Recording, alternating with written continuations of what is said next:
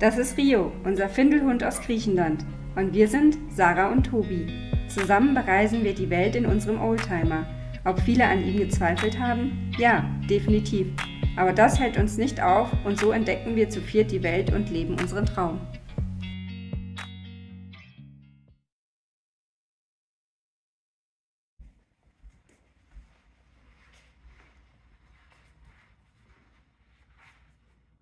Ich bin angekommen.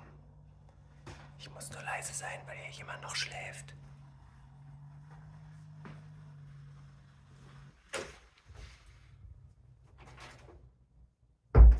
Ab in mein Zimmer. Und so. Hier werde ich jetzt die nächsten 2 Tage sein, beziehungsweise 2 Nächte.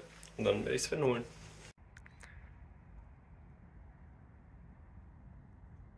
Jetzt ist es soweit. Es ist 7 Uhr morgens und ich werde jetzt gleich vom Uber abgeholt. Und dann geht es zum Zollgebäude. Und ja, wir klären mal die Papiere für Sven. Und dann geht es zum Hafen und ich hole ihn ab.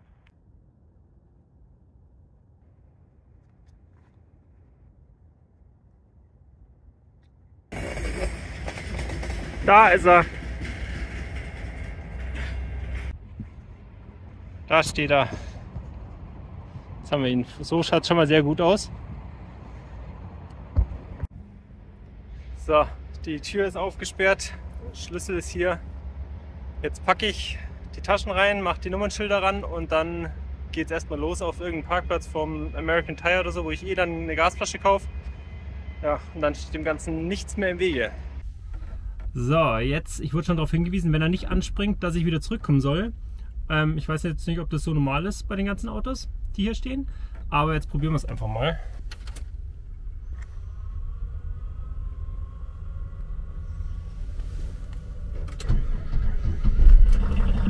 Beim ersten Versuch angesprungen. So mag ich ihn. Home sweet home.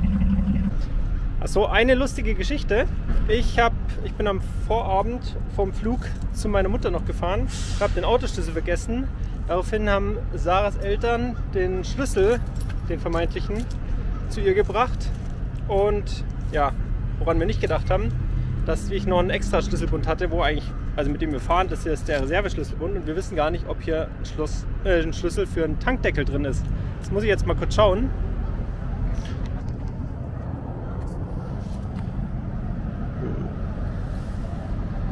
Bitte, bitte, bitte, bitte. Es schaut gut aus. Oh ja.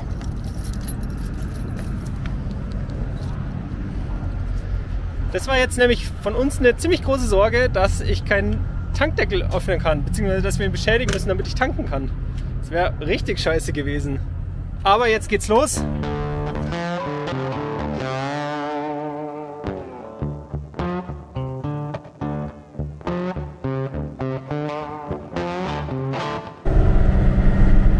Ich bin jetzt gleich an meinem Platz und ja, dort muss ich dann erstmal die Sandbleche, Reservekanister und so alles rausbauen, damit ich dann überhaupt wieder Platz habe hier drin und mich bewegen kann.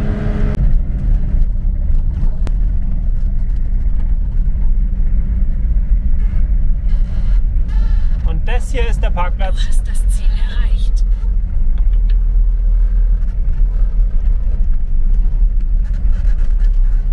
Schaut auch wirklich gut aus, der Platz. So, ich bin jetzt angekommen an meinem ersten Nachtplatz in Kanada und der ist einfach mal genial. Also ich bin echt froh, dass ich den gesehen habe. Und zwar stehe ich hier mit einem wunderschönen Blick in die Bucht.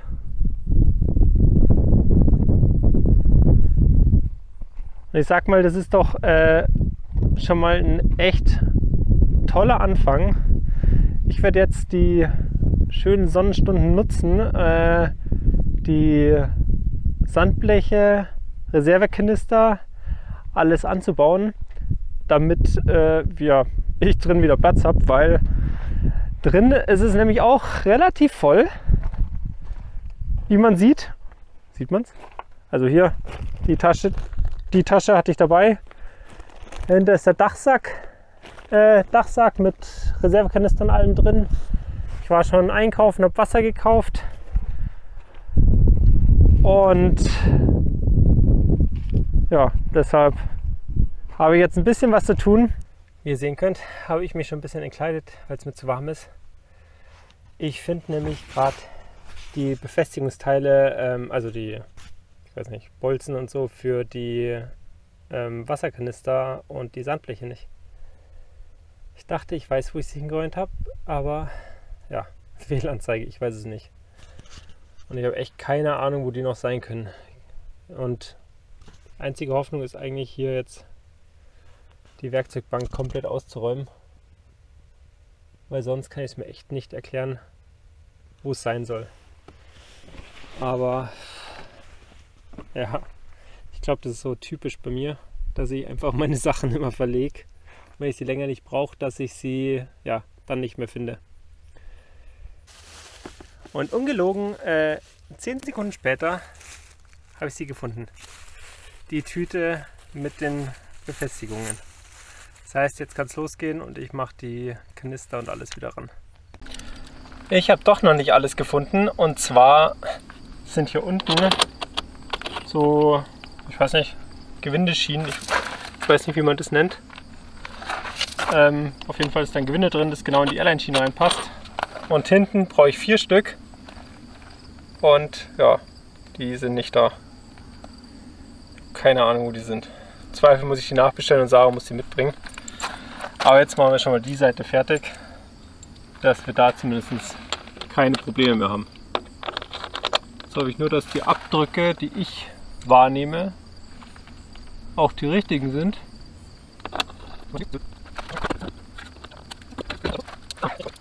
Egal, was ich heute anfasse, gefühlt geht nichts so, wie es sein soll. Und ich habe jetzt gerade auch noch den Bit verloren. Aber ich habe ihn wieder gefunden. Heute ist echt so ein Tag, den man nicht braucht.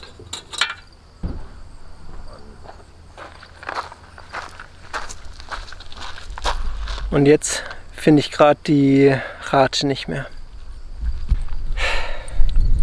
Da ich die Ratsche mit der 13er Nuss nicht finde, ich habe keine Ahnung, wo sie ist. Ich habe sie gerade noch vor einer Viertelstunde verwendet und jetzt ist sie weg. Aber ich glaube, das kennen viele Leute, die in der Werkstatt gearbeitet haben oder arbeiten. Ich habe jetzt auf jeden Fall die Zwischenstücke gefunden auf der Suche nach der Ratsche.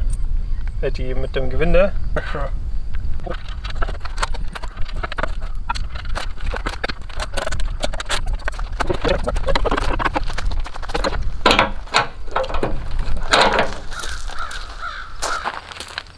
Während ich jetzt noch nachdenke, wo die Ratsche sein könnte, machen wir schon mal das Sandblech ran.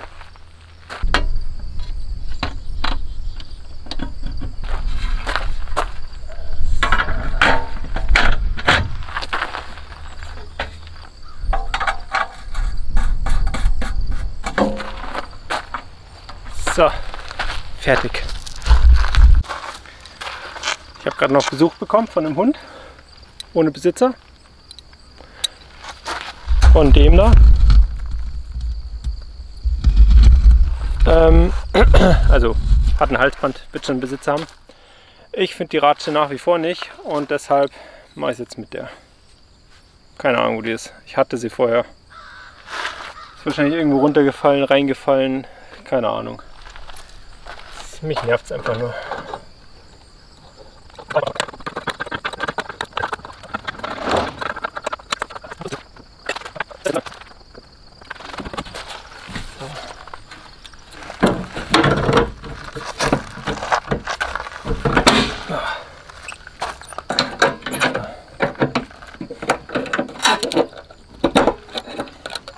Ernsthaft.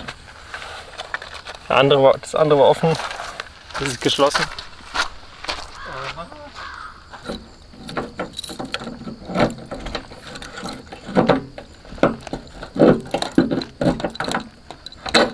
So. Wir haben jetzt Sven aufgerüstet mit einer Sache, die die meisten auch im Fahrzeug haben, und zwar ein Schriftzug. Vielen Dank, Jo, für den Schriftzug.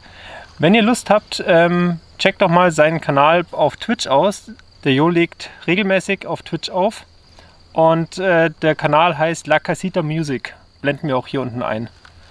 Also wir freuen uns, wenn ihr ein Abo für ihn da lasst. Und ja, hört auf jeden Fall mal rein. Jetzt machen wir hier den Schriftzug hin. Gereinigt habe ich die Fläche gerade.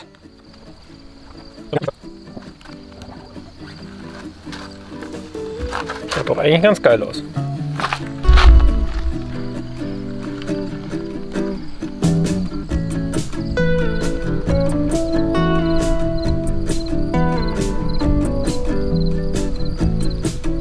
An dem Hund kann sich Rio noch was abschauen. Der rennt nämlich ins Wasser und zwar so, dass er schwimmt.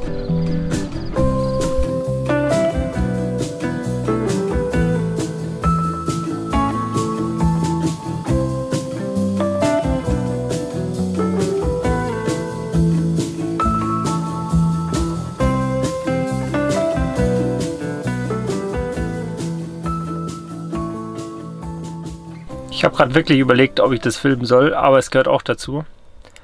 Ich habe ja die Ratsche nicht gefunden. Jetzt ratet mal, wo sie war.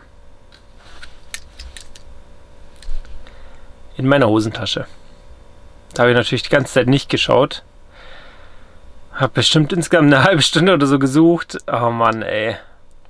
Ich glaube, ich mache mir jetzt dann demnächst schon Bett fertig. Eigentlich wollte ich heute noch arbeiten. Ich schiebe das auf morgen. Und ja. Ich glaube, ich brauche ein bisschen Ruhe. Für mich war es die letzten Tage ein bisschen stressig und anstrengend. Aber vorher muss ich hier noch das Chaos beseitigen, weil ich einfach nur meine Tasche ausgeräumt habe und alles hingeräumt und ja, draußen wollte ich alles festmachen. Ne? Ja, jetzt muss ich hier noch ein bisschen aufräumen und dann sollte es passen. Ich fahre jetzt weiter und zwar geht es für mich nur 2,5 Kilometer und zwar zur Bibliothek, weil ich das YouTube-Video für Samstag hochlade. Und angeblich haben die Bibliotheken hier relativ gutes Internet. Ich hoffe mal, weil sonst muss ich mir was anderes einfallen lassen, wo ich es hochlade. Ja, mal schauen, ich bin gespannt.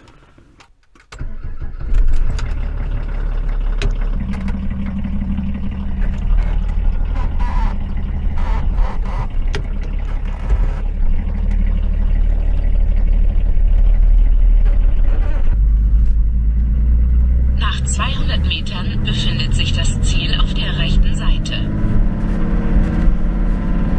Ich bin jetzt seit circa 1,5, 2 Stunden da und das Video hat zu 65% hochgeladen. Das heißt, ich werde hier jetzt noch ein bisschen Zeit verbringen vor der Bibliothek und dann geht es weiter zum nächsten Stellplatz. Da muss ich noch raussuchen, was es ist, aber wahrscheinlich wirklich ein Walmart-Parkplatz, weil es einfach von der Angenehmheit, ja. Es gibt deutlich schönere Stellplätze, aber es ist einfach praktisch und vor allem will ich noch verschiedene Walmarts und was weiß ich alles abklappern, um eine Gasflasche irgendwann noch zu finden, damit ich endlich wieder kochen kann. Nachdem das Video jetzt endlich fertig hochgeladen ist, geht es für mich weiter und zwar in den nächsten Ort nach Moncton. Ich glaube Moncton. Dort zu einem Campingstore und ich hoffe, dass die eine Gasflasche haben. Und danach dann auf dem Walmart-Parkplatz, wo ich schlafe. Und ich habe schon den ersten Mitbewohner, nachdem Sarah nicht da ist, und zwar diese kleine Spinne. Aber die machen normalerweise ja nichts. Zumindest hier nicht. So, jetzt mal raus. Man merkt, dass es bergab geht. Die Tür geht von selbst ziemlich gut auf.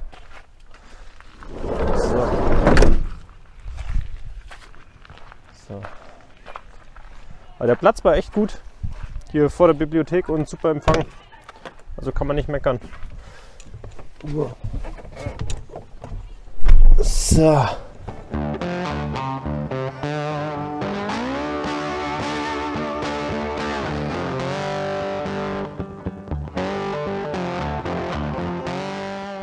Ich bin jetzt gerade angekommen und werde jetzt mal in Walmart reingehen und schauen, ob die eine Gasflasche haben für mich.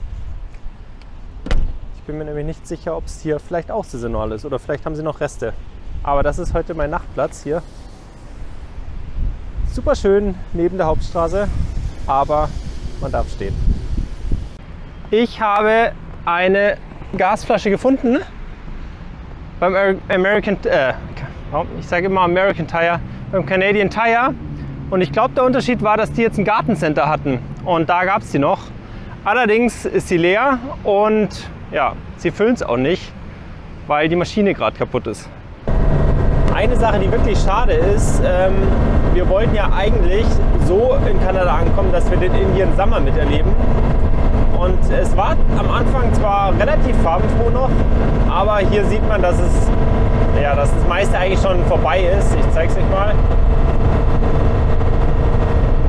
Es ist einfach, ja, also man muss echt sagen, die meisten Bäume haben einfach die Blätter schon verloren. In manchen Gebieten ist es noch farbenfroh, aber der Großteil halt eben nicht, was echt schade ist.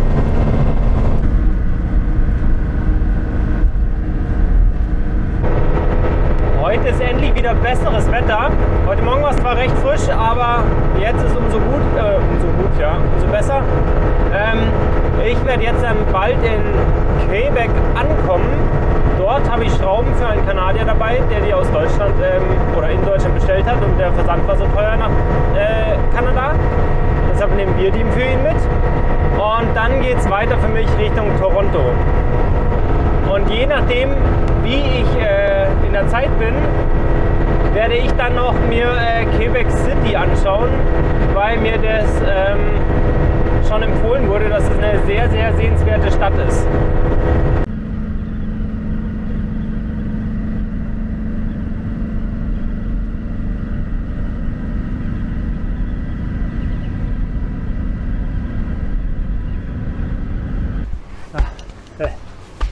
Ich bin jetzt gerade in Quebec angekommen, also am Parkplatz. Ich laufe jetzt gerade hoch in die Innenstadt. Hier gibt es diese coole Brücke. Ich zeige es euch gleich. Und jetzt hoch.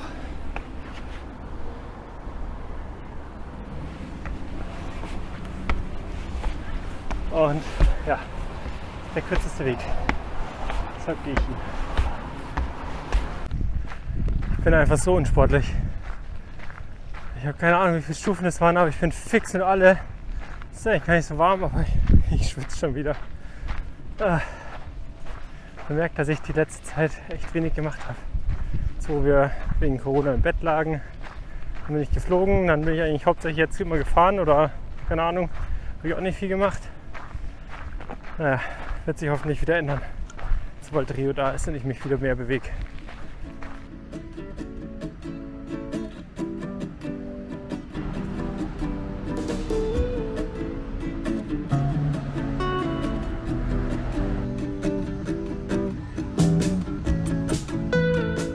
Hier ist jetzt eine Fontäne, die mir eigentlich empfohlen wurde. Sie ist im Moment außer Betrieb. Das heißt, wir gehen jetzt wirklich Downtown und schauen uns die Altstadt an. Quebec liegt im Süden von der Provinz Quebec. Die Provinz Quebec ist hauptsächlich französischsprachig und umfasst ca. 8,52 Millionen Einwohner. Die Altstadt ist gut erhalten und es lädt zum Hindurchschlendern ein. An jeder Ecke findet man kleine Boutiquen, Geschäfte, Restaurants und Bistros.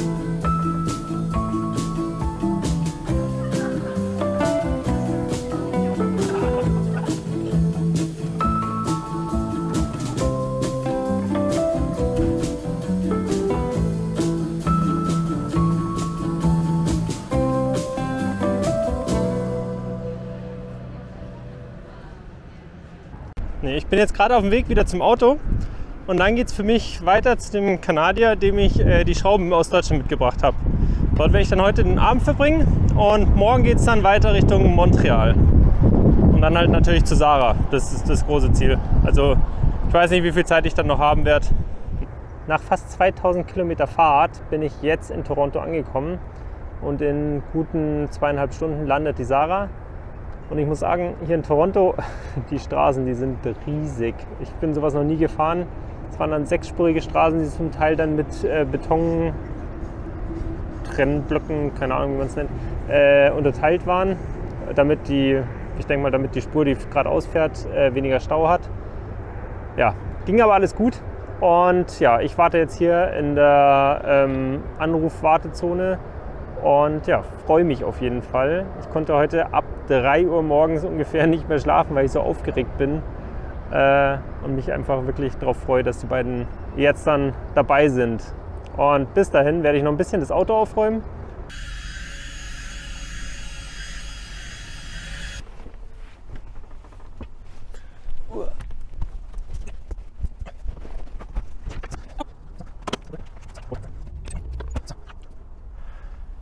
Ich würde sagen, das Gröbste passt jetzt auf jeden Fall und ja, steht dem Ganzen nichts mehr im Wege. Ich hoffe, ich finde sie nachher sofort und ich bin mal gespannt, wie es ist, ob wir Rio dort vor Ort rausholen können oder ob er in der Box ins Auto muss. Weil ich habe hier eine Wartezone, damit ich nicht zu lange dort bin. Deshalb, ja, mal schauen. Wird auf jeden Fall spannend. Sarah ist jetzt schon fast in Toronto unter Rio. Also es fehlt nicht mehr viel.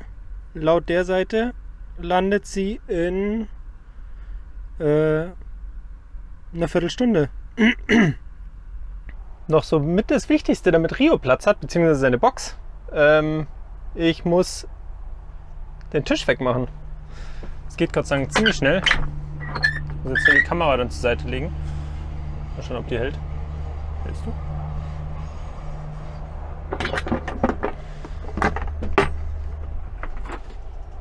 So.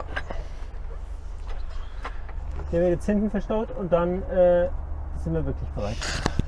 Jetzt hat die Sarah angerufen, eine Stunde fast nachdem sie gelandet ist. Das heißt, ich werde jetzt losfahren, sie abholen und ja, hoffentlich finden wir uns.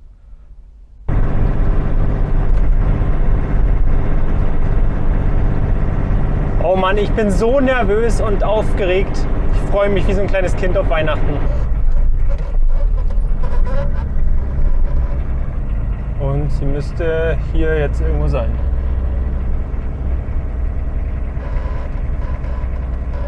Aber wo? Wo ist sie denn? Das gibt's ja nicht. Da ist sie. Da steht sie.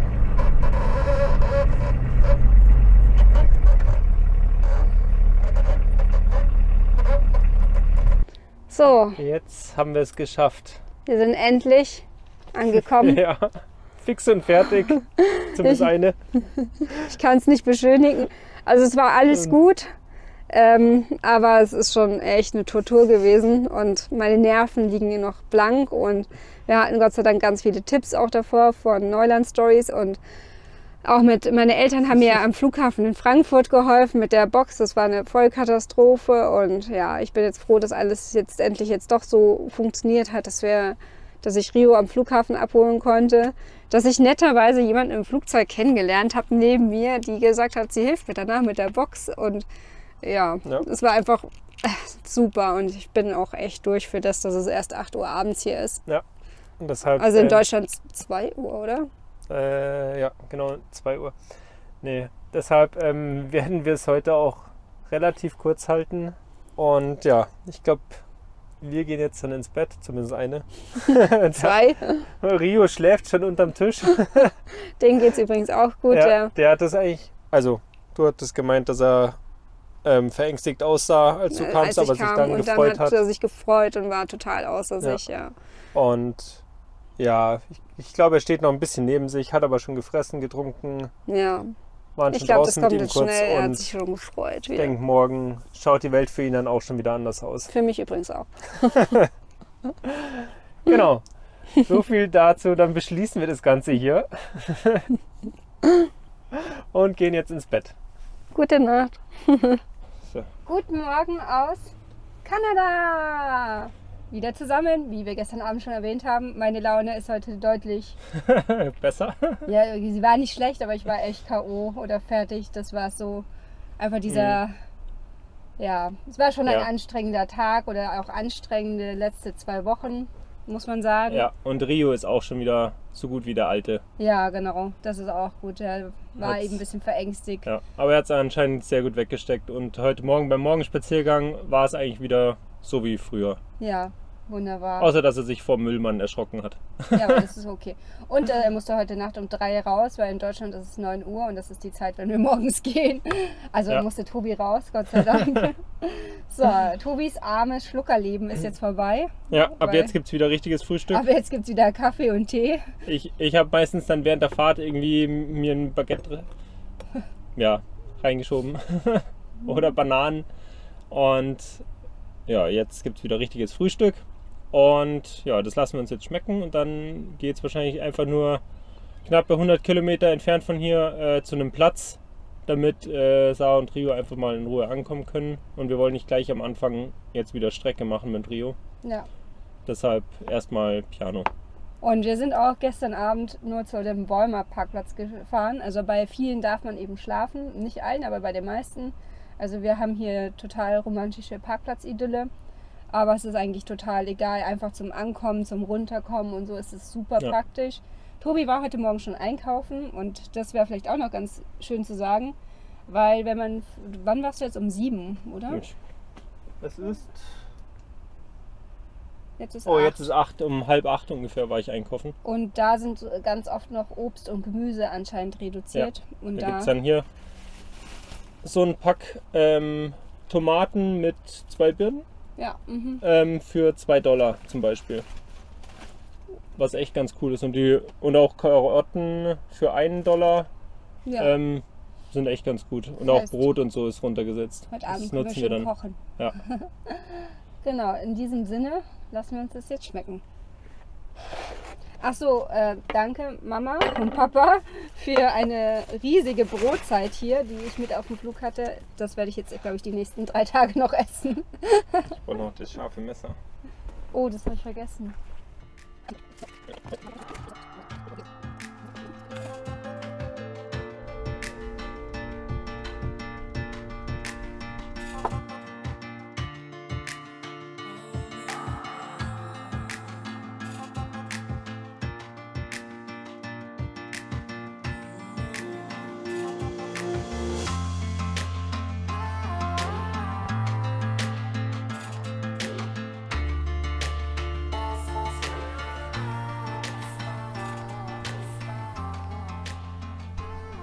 So, wir sind jetzt heute zu einer Brücke gefahren, die hieß früher Chambers oder Chalmers Bridge und jetzt ist sie als Middlebrook Bridge bekannt. Und hier werden wir jetzt, also wir haben den Platz extra rausgesucht, weil man hier gut spazieren gehen kann und da werden wir jetzt mit Rio eine Runde gehen, damit er ein bisschen entlastet ist, noch ein bisschen Spaß hat, bevor in der nächsten Zeit wir in die US einreisen werden und wieder viel Strecke machen müssen, bis wir im Westen sind. Ja, da wollen wir eigentlich ein gutes Balanceverhältnis finden, viel mit Rio gehen und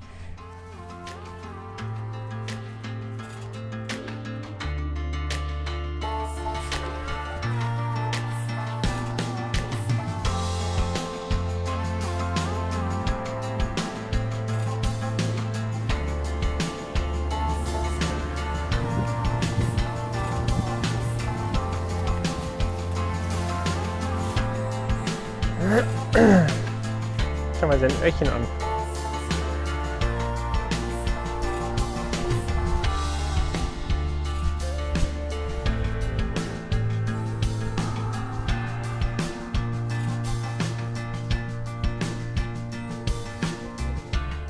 Man darf wirklich nicht unterschätzen, wie rutschig es unter den Blättern ist. Das hat die Sarah gerade schon festgestellt, die ist nämlich ganz leicht ausgerutscht.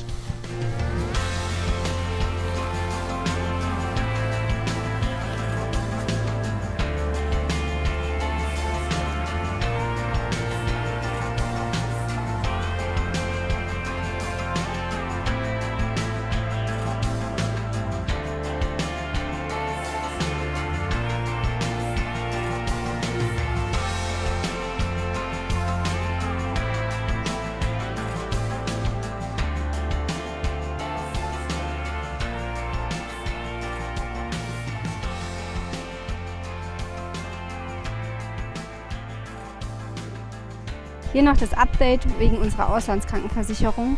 Und zwar sind wir wieder auslandskrankenversichert, Langzeit für, ich glaube, bis zu 2 Jahre haben wir jetzt abgeschlossen. Ja, wir haben für 2 Jahre gezahlt. Haben eine Versicherung genommen. Also wir haben uns jetzt für die Young Travelers entschieden. Das muss aber jeder selbst wissen. Wir haben einfach ein bisschen verglichen und uns letztendlich für die Leistungen entschieden. Und wir haben vor allem, also es gibt 2 verschiedene Tarife, auch je nach Alter natürlich. Und wir haben den genommen, wo viel USA und Kanada dabei ist, weil wir einfach noch nicht wussten, wie unsere Route aussehen wird. Ich weiß nicht mehr, über 50%, glaube ich, USA, Kanada. Genau. Und der Grund, warum Rio und ich jetzt erst dazugestoßen sind, war durch die Verschiffung des Autos mit der Verspätung mussten wir unsere Flüge umbuchen und hatten dann Probleme, Rio hinzuzubuchen. Beziehungsweise wir hatten unsere Flüge umgebucht, uns wurde versprochen, es ist kein Problem. Und dann hieß es auf einmal, als wir ihn hinzubuchen wollten, ist es doch ein Problem. Ja. Und dass dann die Flüge nach Halifax für einen Hund, also mit seiner Hundebox, bis Mitte November ausgebucht sind. Genau. Und dann haben wir uns entschieden, uns aufzusplitten, dass Tobi das alles mit dem Auto organisiert, die 2000 Kilometer bis Toronto fährt und ich eine Woche später mit Rio in Toronto ankomme. Genau. Und deshalb habe ich die beiden hier erst eingesammelt und bin bis dahin alleine gefahren. Und letztendlich war es vielleicht auch ganz gut, weil kurz vor Reisestart oder beziehungsweise du schon eher, hat Tobi sich mit Corona infiziert und hat netterweise geteilt. Und an dem Flug wir selbst... sind verheiratet, wir teilen alles.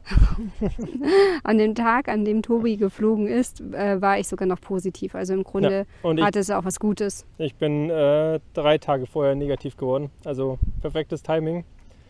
Und ja, damit beschließen wir jetzt das Video. Und ja, wenn ihr uns weiterhin begleiten wollt, freuen wir uns, wenn ihr ein Abo dalasst und auch weiterhin dabei seid. Wir sehen uns dann nächstes Mal wieder. Bis dann. Tschüss.